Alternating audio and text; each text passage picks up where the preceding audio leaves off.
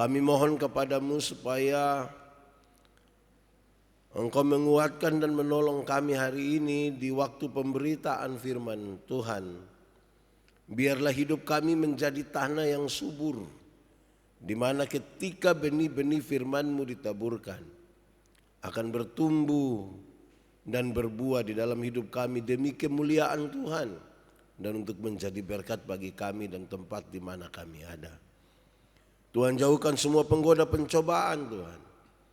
Biar dalam damai-Mu kami belajar firman Tuhan. Kami rindu pada firman-Mu. Berfirmanlah bagi kami Tuhan, di dalam nama Yesus firman yang hidup itu kami berdoa. Amin.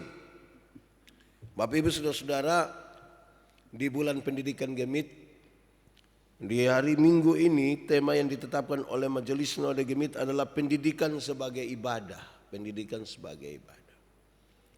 Pembacaannya terambil dari kitab Yesaya pasal 58 ayat 1 sampai ayat yang ke-14.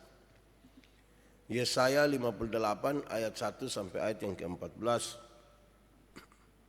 Kesalehan yang palsu dan yang sejati. Serukanlah kuat-kuat, janganlah tahan-tahan.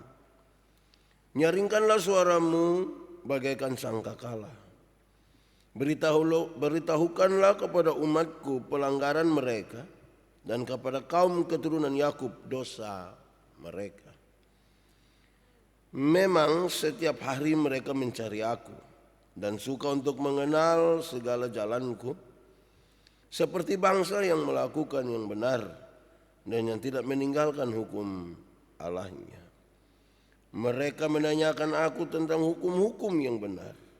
Mereka suka mendekat menghadap Allah. Tanyanya, mengapa kami berpuasa dan engkau tidak memperhatikannya juga? Mengapa kami merendahkan diri dan engkau tidak mengindahkannya juga? Sesungguhnya pada hari puasamu, engkau masih tetap mengurus urusanmu. Dan kamu mendesak-desak semua buruhmu. Sesungguhnya kamu berpuasa sambil berbantah dan berkelahi, serta memukul dengan tinju dengan tidak semena-mena. Dengan caramu berpuasa seperti sekarang ini, suaramu tidak akan didengar di tempat tinggi. Sungguh-sungguh inikah berpuasa yang kukehendaki, dan mengadakan hari merendahkan diri. Jika engkau menundukkan kepala seperti gelagah, dan membentangkan kain karung dan abu sebagai tapik tidur, sungguh-sungguh itukah yang kau sebutkan berpuasa, mengadakan hari yang berkenan pada Tuhan? Bukan. Berpuasa yang kukehendaki ialah supaya engkau membuka belenggu-belenggu kelaliman dan melepaskan tali-tali kuk, supaya engkau memerdekakan orang yang teraniaya dan mematahkan setiap kuk, supaya engkau memecah-mecah rotimu bagi orang yang lapar dan membawa ke rumahmu orang miskin yang tidak punya rumah. Dan apabila engkau melihat orang telanjang, supaya engkau memberi dia pakaian, dan tidak menyembunyikan diri terhadap saudaramu sendiri. Pada waktu itulah terangmu akan mereka seperti fajar, dan lukamu akan pulih dengan segera. Kebenaran menjadi barisan depanmu, dan kemuliaan Tuhan barisan belakangmu.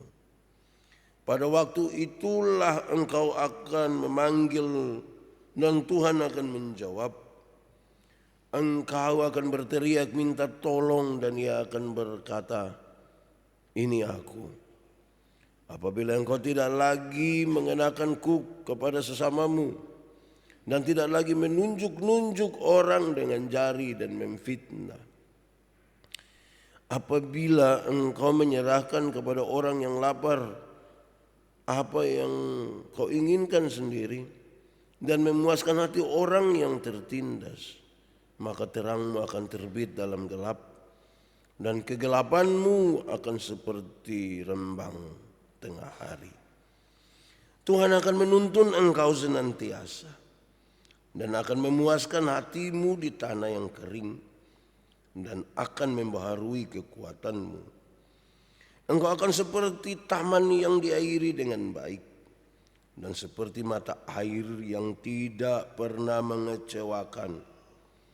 Engkau akan membangun reruntuhan yang sudah berabad-abad dan akan memperbaiki dasar yang diletakkan oleh banyak keturunan. Engkau akan disebutkan yang memperbaiki tembok yang tembus, yang membetulkan jalan supaya tempat itu dapat dihuni. Menghormati hari Sabat. Apabila engkau tidak menginjak-injak hukum Sabat dan tidak melakukan urusanmu pada hari kudusku, apabila engkau menyebutkan hari Sabat hari kenikmatan dan hari kudus Tuhan hari yang mulia, apabila engkau menghormatinya dengan tidak menjalankan segala acaramu dan dengan tidak mengurus urusanmu atau berkata omong kosong, maka engkau akan bersenang-senang karena Tuhan. Dan aku akan membuat engkau melintasi puncak bukit-bukit di bumi dengan kendaraan kemenangan. Aku akan memberi makan engkau dari milik pusaka Yakub, bapa leluhurmu, sebab mulut Tuhanlah yang mengatakannya. Demikian firman Tuhan. Berbahagia setiap orang yang mendengar firman, memelihara dan melakukan dalam hidup setiap hari. Haleluya. Haleluya, haleluya, haleluya. Bapak Ibu Saudara-saudara, shalom. Saya juga menyapa yang mengikuti ibadah ini di rumah, shalom. Saya berharap saudara-saudara bahwa saudara-saudara dipastikan sementara mengikuti ibadah dan tidak sekedar menonton ibadah-ibadah. Saudara-saudara, hari ini kita membaca kitab Yesaya pasal 58. Kembali saya mengingatkan kita saudara-saudara bahwa kitab Yesaya dibagi dalam 3 bagian. Bagian yang pertama pasal 1 sampai pasal 39. Pasal 1 sampai pasal 39 berasal dari zaman ketika Yehuda, kerajaan selatan, diancam oleh Asyur, negara tetangganya yang sangat kuat. Yesaya menyadari bahwa yang sesungguhnya mengancam kehidupan Yehuda sebenarnya bukan kekuatan Asyur sebenarnya, bukan. Tetapi oleh karena dosanya sendiri. Dosanya sendiri yang mengancam mereka karena bangsa itu tidak taat dan kurang percaya kepada Tuhan. Itu pasal 1 sampai pasal 39. Bagian yang kedua pasal 40 sampai pasal 55. Pasal 40 sampai pasal 55 itu ditujukan kepada orang-orang Yehuda akan hidup dalam pembuangan di Babel. Dosa mereka tadi itu mengakibatkan mereka mengalami pembuangan. Mereka dalam keadaan hancur tanpa harapan. Yesaya memberitakan bahwa tidak lama lagi Tuhan membebaskan umatnya dan membawa mereka pulang ke Yerusalem untuk memulai suatu hidup baru. Jadi pasal 40 sampai 55 ini bagian di mana mereka sementara ada di tanah Babel, di tempat pembuangan. Bagian yang ketiga pasal 56 sampai pasal 66 termasuk teks yang kita baca di pasal 58 ini. Ini ditujukan kepada bangsa yang sudah kembali ke Yerusalem. Mereka perlu diyakinkan lagi bahwa Tuhan akan memenuhi janji-janji Tuhan. Kalau Tuhan berjanji, Tuhan pasti akan memenuhi janjinya kepada bangsa itu. Perhatian khusus diberikan kepada cara hidup yang benar, penuh dengan keadilan. Juga kepada cara merayakan hari Sabat mereka. Cara mereka mempersembahkan kurban dan cara mereka berdoa. Peringatan dan janji untuk umat Allah yang baru sesudah pembuangan itu. Jadi secara umum kita membaca kitab Yesaya dalam 3 periode ini. Waktu mereka masih ada di Yerusalem, ketika mereka berdosa tidak percaya Tuhan, konsekuensinya mereka mengalami pembuangan ke Babel. Tetapi Tuhan yang setia itu membawa mereka kembali dan mau supaya mereka hidup baru di dalam Tuhan. Nabi Yesaya dengan nyaring mengecam sekali, saudara. Dia sangat marah. Di dalam nama Tuhan itu dia nyatakan dosa dari bangsa ini. Bahkan dia menyatakannya dengan baik. Dosa mereka bagaikan bunyi sangkakala yang sangat nyaring. Bunyi sangkakala yang sangat nyaring. Dosa harus dikatakan. Pelanggaran mereka harus dinyatakan. Yang salah itu salah, yang benar itu benar. Yesaya pasal 1 ayat yang keempat. Celakalah bangsa yang berdosa, kaum yang syarat dengan kesalahan, keturunan yang jahat-jahat, anak-anak yang berlaku buruk, mereka yang meninggalkan Tuhan, menista yang maha kudus Allah Israel, dan berpaling membelakangi Allah. Ini dosa harus dinyatakan. Bahkan harus dinyatakan dengan sangat kuat. Harus. Kenapa? Bukan saja Tuhan memperhitungkan kesalahan, tapi di belakang itu Tuhan menyiapkan sukacita, hidup, kegembiraan. Tapi jangan mau dua-dua. Mau hidup yang baik penuh kegembiraan sukacita di dalam Tuhan, tapi tidak mau meninggalkan dosa dan kesalahan. Tidak boleh. Utusan Tuhan yang tidak menyingkapkan dosa, hamba-hamba Tuhan yang tidak menyingkapkan dosa, orang-orang yang dipanggil oleh Tuhan tapi tidak menyatakan dosa, dia tidak setia. Dia disebut sebagai orang yang tidak setia kepada Tuhan. Ini pun dosa. Yehuda itu mencari Tuhan Allah setiap hari. Menurut pembacaan, setiap hari dan cari Tuhan Allah. Setiap hari orang beribadah. Setiap kali mereka menyebut nama Tuhan, seakan-akan mereka ingin tahu semua jalan-jalan Tuhan. Mereka seperti haus dan rindu akan jalan-jalan Tuhan. Namun pada saat yang sama mereka hidup dalam dosa dan acuh tak acuh terhadap perintah-perintah Tuhan. Tadi ayat 2 mengatakan kira-kira begitu. Saudara-saudara, selama ini mereka mengalami kemerosotan moral dan Tuhan tidak suka. Kemerosotan moral itu adalah kemerosotan yang sangat hebat. Kalau Tuhan saja sudah tidak dipandang lagi, Tuhan yang perlu disegani, ditakuti, dihormati, orang sudah tidak pandang lagi, moralnya rusak. Dia hanya hidup dalam pencitraan saja. Kelihatan beragama, kelihatan religius, tapi ternyata dia penuh dengan kehancuran. Kondisi sesungguhnya semakin parah. Karena umat Allah, bangsa Yehuda rupanya jatuh pada penghayatan agama yang lebih mengutamakan formalitas sesuai dengan aturan-aturan hukum-hukum agama.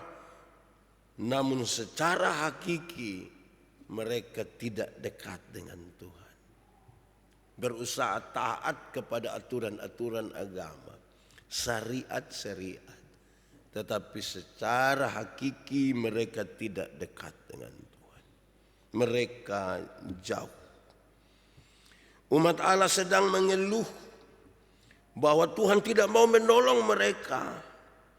Tetapi Tuhan Allah tahu bahwa ibadah dan puasa mereka sesungguhnya munafik. Mereka berseru, Tuhan, kenapa kami puasa tapi Engkau tidak mengindahkannya? Tuhan, kenapa kami beribadah tapi Tuhan tidak mengindahkan? Tuhan tahu ibadah dan puasa mereka itu munafik. Tuhan tidak suka atas ibadah dan puasa yang munafik itu. Tuhan ingin mengatakan kepada mereka bahwa tindakan keagamaan tidak ada nilainya sama sekali jikalau itu tidak datang dari mereka yang dengan rendah hati, berusaha untuk menaati perintah-perintah Tuhan, dan yang dengan penuh belas kasihan menjangkau orang-orang yang membutuhkan pertolongan. Itu semua hal keagamaan yang dijalankan tidak ada artinya kalau tidak dengan rendah hati melakukan apa yang Tuhan mau dan penuh belas kasihan menjangkau orang-orang yang butuh pertolongan. Ingat saudara-saudara, puasa itu harus merubah kita, bukan merubah Tuhan. Sekali lagi, kalau orang menjalankan puasa itu merubah dirinya, bukan merubah Tuhan. Puasa bukan sekadar menahan lapar. Puasa itu bukan sekadar menahan rasa haus, karena ada banyak orang, ada hari di mana mereka tidak sempat makan, tidak sempat minum. Dan ada yang satu hari makan mungkin satu kali karena tidak ada makanan. Memang ada yang satu hari makan satu kali diet. Itu beda dengan yang puasa yang dimaksud. Beda. Puasa bukan sekadar itu. Puasa yang tidak dilandasi oleh spiritualitas yang benar itu sia-sia. Saya ulangi. Puasa yang tidak dilandasi oleh spiritualitas yang benar itu sebuah kesia-siaan belaka. Puasa yang dikehendaki oleh Tuhan adalah merendahkan diri, mewujudkan keadilan kepada sesama, mewujudkan cinta kasih, kepedulian kepada sesama, terutama peduli kepada mereka yang menderita. Bila hal itu dilakukan, maka ada berkat Tuhan yang pasti diterima.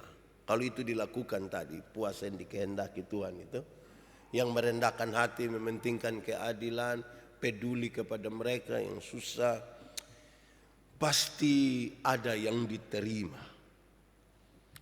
Ada pengharapan di tengah-tengah kesesakan dan pergumulan. Ayat 8 dan 10 mengatakan itu. Kalau saudara melakukan itu, jangan takut berharap. Harapan tetap ada. Di tengah-tengah kesesakan, di tengah-tengah pergumulan. Ada relasi yang baik dengan Tuhan. Ada. Jangan takut. Relasi dengan Tuhan itu lebih besar perkara dan pergumulan yang kita alami. Ada pertolongan Tuhan. Di ayat 11 dikatakan begitu. Dan ada jaminan keberhasilan. Ada jaminan keberhasilan. Ibadah yang sejati lebih dari kebaktian dan puji-pujian rohani, karena melibatkan kedalaman spiritualitas dari orang-orang yang percaya Tuhan. Puasa juga berarti memperlakukan sesama manusia ini dengan adil, dengan jujur. Itu puasa yang sesungguhnya. Yesaya pasal 1 ayat 16 sampai 17. Basuhlah, bersihkanlah dirimu, jauhkanlah perbuatan-perbuatanmu yang jahat dari hadapan. Berhentilah berbuat jahat, belajarlah berbuat baik, usahakanlah keadilan, kendalikanlah orang kejam, belalah anak-anak yatim, perjuangkanlah perkara janda-janda. Itu arti dari ibadah. Arti yang lebih luas dari kita melakukan puasa atau syariat agama. Itu akan membuat saudara-saudara, terangmu sama dengan kemuliaan. Tuhan digambarkan seperti guntur dan halilintar yang memperingati penyertaan Tuhan dari Mesir sampai Kanaan. Mereka akan hidup seperti terang, maka kegelapan itu akan lenyap. Yang jahat itu akan kalah. Tempat-tempat yang penuh dengan kejahatan dan ketidakadilan akan lenyap. Saudara tahu bahwa disinilah titik di mana orang-orang Kristen, orang-orang percaya kepada Tuhan ditempatkan di dunia. Bukan saja untuk memperlambat penghancuran dunia oleh kejahatan, tetapi supaya kita merubah yang jahat itu menjadi baik. Untuk itulah kita diutus semuanya. Saudara-saudara, berdasarkan catatan teks yang panjang lebar ini, saya lihat saudara sudah tegang. Saya juga tidak sabar untuk. Mari kita lihat tema kita hari ini. Tema kita hari ini ialah pendidikan sebagai ibadah. Kan kita ada di bulan pendidikan. Pendidikan itu berarti orang belajar. Belajar itu ialah perubahan tingkah laku. Perubahan tingkah laku dari tidak tahu jadi tahu, dari tidak bisa jadi bisa. Belajar itu bertingkat-tingkat. Mulai dari belajar untuk tahu, belajar untuk tahu dan melakukan, belajar untuk tahu bisa melakukan dan hidup bersama dengan orang lain. Dan yang terakhir, belajar ini tinggi nih. Belajar untuk tahu, untuk bisa melakukan, untuk bisa hidup dengan orang lain, tapi tetap menjadi diri sendiri. Ibadah, kalau hal tadi dalam pendidikan itu kita sebut ibadah. Ibadah itu apa? Berulang kali saya menyatakan pada saudara, kamus menyatakan begini, ibadah ialah perbuatan sebagai tanda bakti. Saudara beribadah kepada siapa? Saya beribadah kepada Tuhan. Oke, tunjukkanlah tanda baktimu kepada Tuhan. Perbuatan-perbuatan baktimu kepada Tuhan. Itu yang tadi diungkapkan di dalam teks yang panjang itu. Saudara-saudara, pesan-pesan tadi sesungguhnya sudah tersirat, terbaca malah tertulis di situ. Dia sampaikan dengan sangat ringan sebenarnya. Untuk tidak sulit-sulit dipahami, pertama saudara tidak boleh munafik, tidak boleh. Kalau orang beribadat, orang terdidik, orang pintar, mesti tidak boleh munafik. Munafik itu di muka omong lain, di belakang bikin lain, di muka manis sekali, di belakang pahit sekali. Tidak boleh.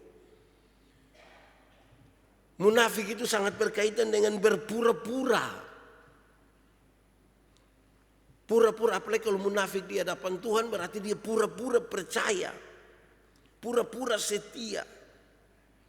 Tetapi sebenarnya dia tidak percaya. Sebenarnya dia tidak setia. Munafik itu berkaitan dengan selalu mengatakan sesuatu yang tidak sesuai dengan perbuatan-perbuatannya. Kata-katanya lain, perbuatannya lain. Omong lain, bikin lain. Saya suka tambah, pikir lain, omong lain, bikin lain. Hasilnya kelainan. Saudara, kalau ketemu orang kelainan itu kan tidak lurus semua itu. Di sini lain, tindakan lain. Tuhan Allah tidak suka. Orang pintar tidak boleh begitu. Orang terdidik tidak boleh begitu. Apalagi kalau dia sadar bahwa pendidikan itu ibadah. Munafik itu berkaitan dengan bermuka dua. Bermuka dua. Bermuka dua itu tipu ketika dia berbicara. Karena yang sesungguhnya bukan itu. Sesungguhnya sesuatu yang lain. Berjanji saja, tapi tidak pernah ditepati. Itu muka dua itu. Hidup hanya janji saja. Tenang. Nanti pokoknya sudah pulang ini sudah. Hei, kok janji. Ini banyak orang tua yang masih ingat itu lagu dulu yang bilang, tapi janji. Tinggal apa?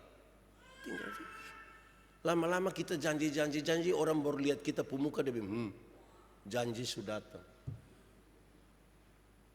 Jangan hanya janji nak tepati. Bermuka dua. Jika berselisih, melampaui batas. Dan selalu suka berkhianat. Itu orang bermuka dua tuh selalu akan suka berkhianat. Dah tambah baik orang super percaya segala macam.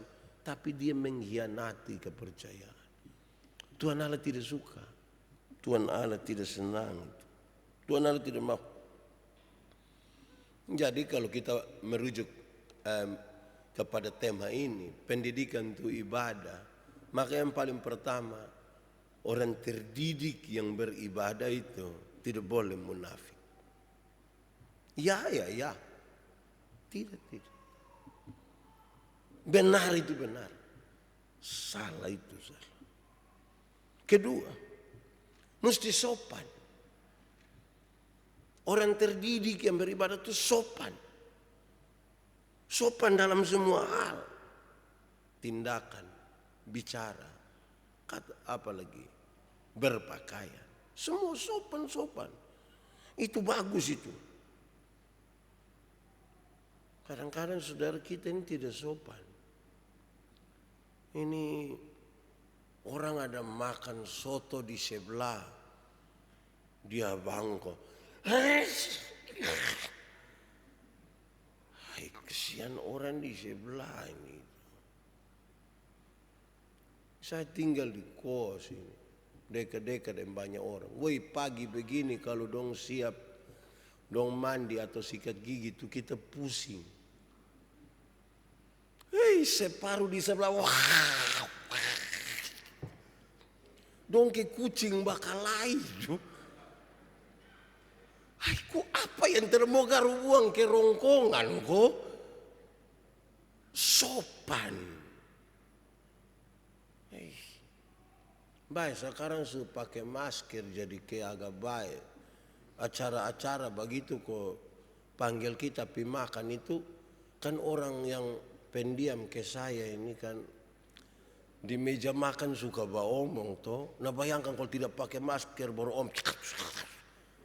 Itu kuah dong lama-lama bercampur dengan kita pun ludah. Jadi sopan. Orang terdidik itu sopan. Saya bercerita dengan beberapa orang. Beberapa orang itu kalau bercerita itu terlampau agresif. Kalau kita tidak lihat begini dia bisa pegang kita kok balik begini. Hai. Padahal kita tidak mau lihat dia itu kan dia omong itu kita basah di sini nih. Sopan. Ketiga, saudara, orang terdidik yang beribadah itu dia hormat kepada Tuhan. Dia sangat hormat kepada Tuhan. Hormat kepada Tuhan itu berarti ya dia tahu dia anak Tuhan. Apa yang Tuhan mau itu yang dia lakukan. Bahkan dalam percaya kepada Tuhan dia sungguh-sungguh menjalankan. Tuhan, jadilah menurut kehendak-Mu. Jadilah menurut kehendak-Mu. Kadang-kadang kita tidak sampai di titik yang sangat-sangat berat untuk itu kan. Kita juga takut Tuhan sebenarnya. Tapi tindakan-tindakan kecil kita tuh saudara kadang-kadang membuat kita tuh merasa banyak sekali keputusan-keputusan Tuhan itu salah bagi kita. Contoh. Ada orang itu kalau dong baru beli sepatu baru, dong mau pi pesta, baru tiba-tiba hujan turun. Nah bayang biasa pesta di gedung, nah mayoritas masyarakat ini pesta di. Itu kalau hujan tuh dong pun doain, Tuhan cokas berintin hujan bagi kita mau pi pesta baru. Jadi sepertinya yang Tuhan kasih turun hujan itu salah. Tagal engkau pun sepatu tidak kotor ini orang lain jangan dapat air. Sudah saya pakai sepatu ikat pakai kantong plastik dari luar. Supaya tetap jaga dia pun kebersihan. Jadi kadang-kadang kita protes kepada Tuhan tapi ya kita bikin apa. Seolah-olah kita. Jangan. Kita hormat kepada Tuhan. Tuhan itu bukan seperti sebuah sosok yang sangat menakutkan dan kita tidak berdaya sama sekali di hadapannya. Tuhan itu mau dengar kita. Dia itu sayang kita, dia menghargai kita. Saya tuh kadang-kadang kalau berpikir sesuatu atau melakukan sesuatu yang saya tahu persis ini dosa ini, saya berdoa, saya kasih tahu Tuhan baik-baik. Wih Tuhan, saya ada sempat rencana begini, Tuhan jangan marah. Kenapa? Karena kok kita berdoa, kok kita tidak kasih tahu, bab Tuhan tahu nah. Bab Tuhan tahu kok tidak? Tahu, nah lebih kasih tahu sebelum Tuhan tahu kenapa. Coba kalau kita suami istri, baru suami pun tidak baik itu, tetangga yang datang kasih tahu kembali di istri. Mama dong mau begitu. Baru tetangga itu Pak di sebelah pu istri, dia yang datang kasih tahu kita. Wih, itu baik. Jadi jangan orang lain yang kasih tahu, biar kita yang kasih tahu langsung. Toh, mantap. Berikut, kepedulian. Peduli. Mungkin zaman sekarang bukan peduli lagi. Peduli lindungi. Oh itu kata juga yang peduli lindungi. Dia bukan saja aplikasi tapi aplikatif. Kita butuh peduli dengan orang lain. Lindungi mereka. Belalah hak-hak orang susah. Tolonglah anak-anak yatim. Peduli sedikit. Orang-orang terdidik, orang-orang yang beribadah harus begitu. Jangan tambah pintar, tambah aneh. Mestinya kalau sekolah tambah tinggi itu makin rendah hati. Dari dulu orang tua dulu dong, guru-guru dulu dong so ajar. Ingat, pakailah ilmu padi. Makin berisi, dia makin merun. Dia makin merun. Dia jadi berkah. Bahkan ketika dia peduli dengan orang-orang lain, dia tidak diketahui pun tidak apa-apa. Kemarin, Jumat itu, saya khotbah di PLN. Di bagian terakhir dari khotbah saya kasih tahu, hei, yang kerja di PLN dong, siapa kenal kamu? Orang tidak kenal GM, siapa orang tidak kenal, siapa kamu? Dong hanya tahu satu saja, kalau listrik mati dong maki hancur kamu. Orang sudah sangat tergantung kepada listrik. Karena aktivitas semua pakai listrik. Berani kamu kasih mati barang 5 menit itu dong maki hancur kamu. Dong tidak peduli dengan kamu resiko. Dong tidak peduli kalau kamu ada tergantung di atas pohon sana, kok istri dong ada pikir, aduh bab tua ini. Anak dong baru 4 bulan ini. Orang tidak peduli tapi kamu mesti naik kan. Terus saya kasih tahu dong ketika saya khotbah di mana navigasi. Saya pernah bilang pada saudara, saya khotbah di navigasi dong kasih tahu saya itu orang yang jaga mercusuar di Pulau Batik gitu. 1 orang. Saya tanya, di sana dia dan siapa? Sendiri. Berapa lama? 3 sampai 6 bulan. Tanya coba. Kapal-kapal yang dari Kupang, Pi Alor, Pi Wetar, Pi Datan, siapa yang tahu bilang? Yang di Manobe ada di Pulau Batik, ada yang tahu? Tidak diketahui tapi dia jadi berkat, karena kalau tidak kapal bisa karam di situ. Tidak diketahui sama sekali dia jadi berkat. Saya sampai heran, ini orang ini bisa 3 sampai 6 bulan tinggal sana, jangan sampai dia ada masalah di rumah. Ini kan bukan semata-mata uang, kepedulian. Makanya saya bilang, lebih tambah, bukan saya peduli lindungi. Terakhir, moralitas. Moralitas itu menunjukkan kepada kita bahwa orang terdidik memang butuh bermoral. Di dalamnya itu ada integritas hidup kita. Tetap pada yang benar. Sekalipun semua sudah mengecewakan dan mengkhianati. Tetap saya akan ada di situ. Saya kira ini pelajaran yang baik bagi kita, saudara. Supaya kalau memang di bulan pendidikan ini kita mau menghayati, ternyata sekolah itu tidak cukup kalau hanya pintar.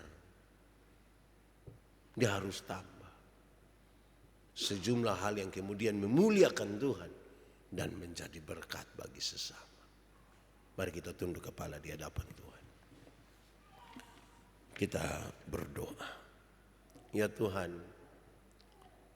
terima kasih banyak untuk firman. Kami sadar kami belum sampai dan jauh dari semua yang diungkapkan oleh kebenaran-Mu. Tolonglah kami Tuhan, karena hati kami juga terenyuh ketika kami mendengar ini. Tapi kami tidak mampu kalau tanpa Tuhan. Sentuh hidup kami. Jamah hati kami Tuhan.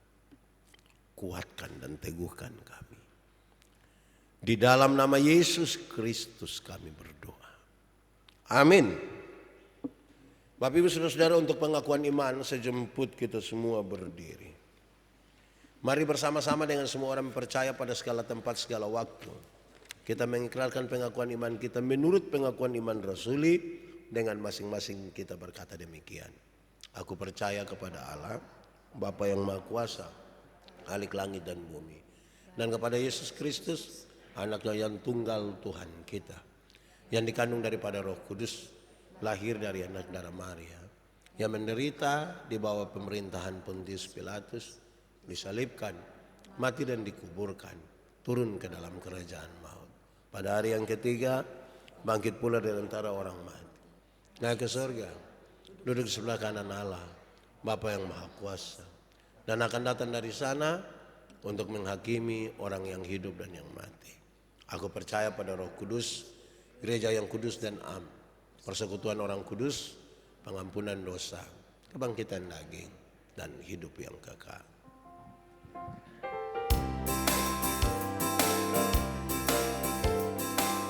Boleh sambil tepuk tangan bahwa Tuhan juga.